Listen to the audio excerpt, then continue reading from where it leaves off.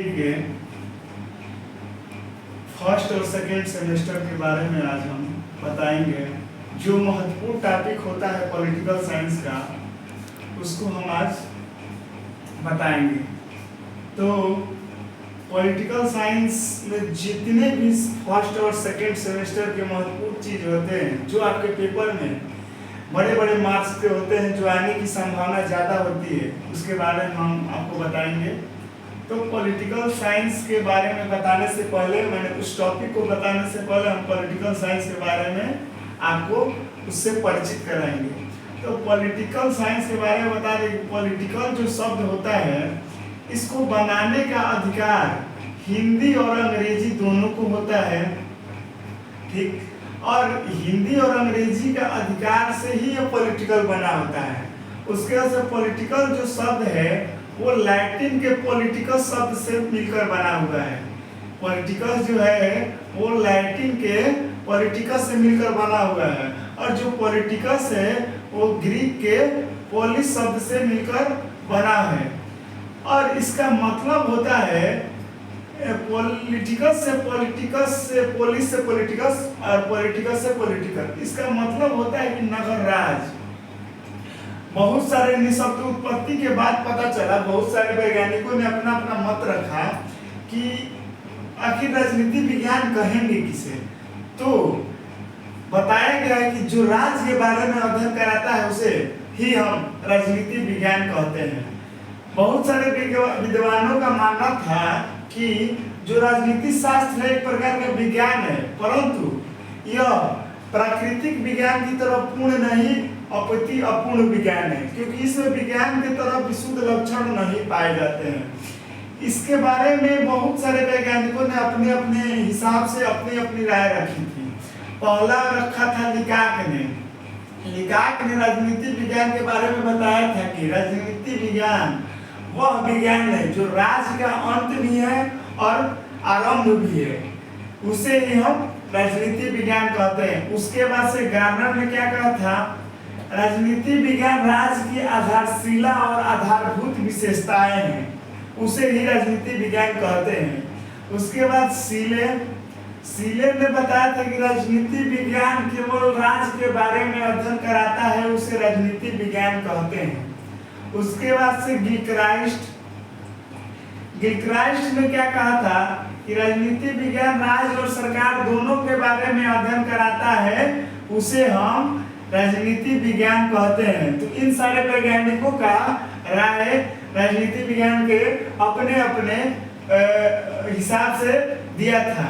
तो ये हो गया उसके बारे में परिचय। तो जो बीएस फर्स्ट और सेकेंड सेमेस्टर की इम्पोर्टेंट टॉपिक में आता है, वो आता है पहला क्वेश्चन कि भारत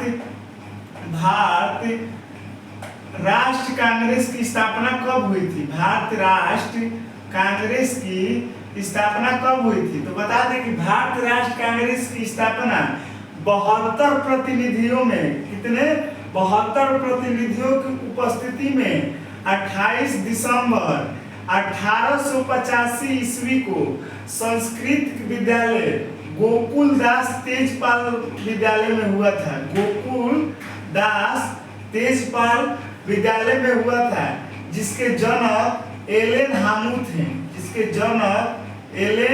हामुथ हैं। क्या बताया, भारत राष्ट्र कांग्रेस की स्थापना 72 प्रतिनिधियों की उपस्थिति में हुई थी। 28 दिसंबर 1885 को बैठक हुआ था। गोकुल दास तेजपाल संस्कृत महाविद्यालय में हुआ था, जिसके जनक एलेन हामुथ है। अब भारत राष्ट्र कांग्रेस की स्थापना के बाद बता दें कि कहीं भी अगर जाना है, चाहे भारत का ही ले लीजिए, तो भारत को नागरिकता पाने के लिए क्या क्या करना होगा। दूसरा क्वेश्चन है कि भारत में या अन्य देशों में नागरिकता पाने का क्या प्रक्रिया है। तो भारत में नागरिकता पाने के लिए चाहे कहीं अन्य, वहां के गृह मंत्रालय से संपर्क करिए। उसके बाद से अपना पहला वंशीकरण सर्टिफिकेट, दूसरा वहां पंजीकरण, तीसरा अपना आधार, और चौथा अस्थायी प्रदेश ये सब आपको गृह मंत्रालय के अनुसार आपके नागरिकता पाने के हिसाब से माना जाएगा। इसकी नींव रखी थी किसने? लॉर्ड कार्निवालिस। लॉर्ड कार्निवालिस, जिसकी नींव उन्होंने 1786 से 1793 के बीच रखा था। भारत में नागरिकता पाने के लिए गृह मंत्रालय ने 4 पैमानों पर अनुमति दी थी: वंशीकरण, पंजीकरण, आधार, अस्थायी प्रदेश, जिसकी नींव लॉर्ड कार्निवालिस ने रखी थी 1786 से 1793 के बीच। अब बता दें कि भारतीय संविधान के बारे में विवेचना कीजिए। भारतीय संविधान के बारे में विवेचना कीजिए। तीसरा क्या है? भारतीय संविधान के बारे में विवेचना। तो बता दें कि भारतीय संविधान को अभी हम गणतंत्र दिवस के रूप में मनाते हैं। इससे पहले इसको राष्ट्रीय कानून दिवस के रूप में मनाया जाता था और 26 नवंबर 1949 को क्या किया गया? राष्ट्र को सौंप दिया गया। लेकिन कुछ अटकले परेशानियां थी, तो लगभग 2 महीने बाद 26 जनवरी 1950 को लागू किया गया, जिसके उपलक्ष्य में हम आज गणतंत्र दिवस मनाते हैं। गणतंत्र दिवस मनाते हैं। संविधान बनाने में लगभग 299 सदस्य शामिल थे। लगभग अप्रोक्स में 299 सदस्य शामिल थे। इसमें हम नाम रखें तो अध्यक्षता डॉक्टर राजेंद्र प्रसाद, सच्चिदानंद सिन्हा और बहुत सारे उसमें व्यापक रूप से जानकारी देने के लिए बाद में उसके जनक कहेंगे डॉक्टर भीमराव अम्बेडकर। संविधान के जो मेन होते हैं सचिव माना गया डॉक्टर भीमराव अम्बेडकर को। इन्होंने क्या किया था? उसमें शामिल भाग लिया था। लेकिन जो संविधान लिखा था उसका नाम था प्रेम बिहारी नारायण। प्रेम बिहारी नारायण जी ने हमारा संविधान लिखकर तैयार किया था। और ये जो सदस्य शामिल थे इन्होंने अपनी अपनी राय रखी थी और अध्यक्ष के रूप में डॉक्टर भीमराव अम्बेडकर जी उभरे। आज इन्हें संविधान का ही बापू कहा जाता है। अब बता दें भारतीय संविधान के बारे में कि मौलिक कर्तव्य कितने होते हैं। चौथा बता दिया जाए कि मौलिक कर्तव्य कितने होते हैं। तो मौलिक कर्तव्य होते हैं 6 मौलिक कर्तव्य। तो मौलिक कर्तव्य में पहला होता है समानता का अधिकार। समानता का अधिकार। दूसरा स्वतंत्रता का अधिकार।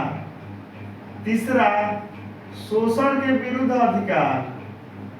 चौथा धर्म के स्वतंत्रता का अधिकार। धर्म के स्वतंत्रता का अधिकार। पांचवा संस्कृत शैक्षणिक अधिकार। कौन सा अधिकार? संस्कृत शैक्षणिक अधिकार। और छठवां संवैधानिक उपचारों का अधिकार। अब ये थे आपके मौलिक कर्तव्य। पहले थे एक क्या था? संपत्ति का अधिकार। इसी में आता था स्वतंत्रता का अधिकार के अनुच्छेद में ही संपत्ति का अधिकार आता था, जो 1978 के संशोधन में हटा दिया गया। मौलिक कर्तव्य में बता दें कि समानता का अधिकार जो आता है वो अनुच्छेद 14 से 18 के बीच आता है। स्वतंत्रता का अधिकार 19 से 22 के अनुच्छेद में आता है। इसी में आता था संपत्ति का अधिकार, जो 1978 के संशोधन में हटा दिया गया। उसके बाद आता है शोषण के विरुद्ध अधिकार। तो शोषण के विरुद्ध 23 से 24 अनुच्छेद में आता है। धर्म के स्वतंत्रता का अधिकार 25 से 28 के बीच आता है। संस्कृत शैक्षणिक अधिकार 29 से 30 अनुच्छेद में आता है। और संवैधानिक उपचारों का अधिकार ये अनुच्छेद 32 में आता है। तो ये था आपका मौलिक कर्तव्य। और इसके बाद आता है मौलिक कर्तव्य के बाद आता है आपका जो हमारे ये मौलिक अधिकार होते हैं उसको। तो आपका 5वां क्वेश्चन है मौलिक अधिकार कितने होते हैं? मौलिक अधिकार, तो मौलिक अधिकार होते हैं 10, अब हो गए हैं 11। पहला क्या होता है, हमारे राष्ट्र ध्वज और राष्ट्रगान का सम्मान करना। और दूसरा, स्वतंत्रता संग्राम के पावन आदर्शों को मानना, स्वतंत्रता संग्राम के पावन आदर्शों का मानना। तीसरा, एकता, अखंडता और संप्रभुता को बचाए रखना। चौथा, देश की रक्षा करना। पांचवा, देश की एकता बनाए रखना।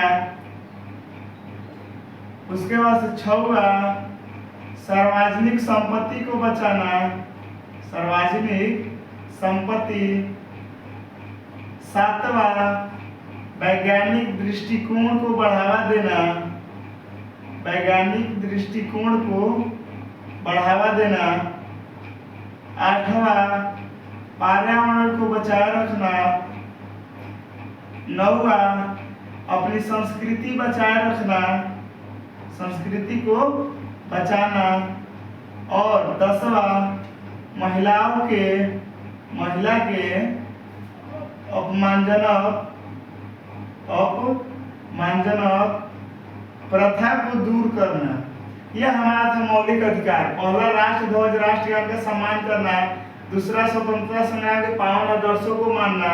तीसरा, एकता, अखंडता और संप्रभुता बचाए रखना। चौथा, देश की रक्षा करना। पांचवा, देश को एकता बनाए रखना, सार्वजनिक संपत्ति को बनाना, वैज्ञानिक दृष्टिकोण को बढ़ावा देना, पर्यावरण बचाना और हमारी मिली जुली संस्कृति को विरासत देना और महिलाओं के अपमानजनक प्रथाओं को दूर करना।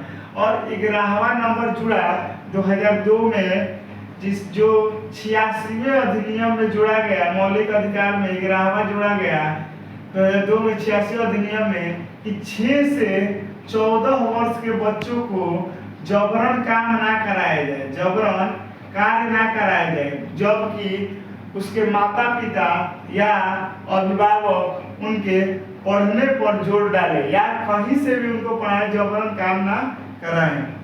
इसके बाद आता है आपका ये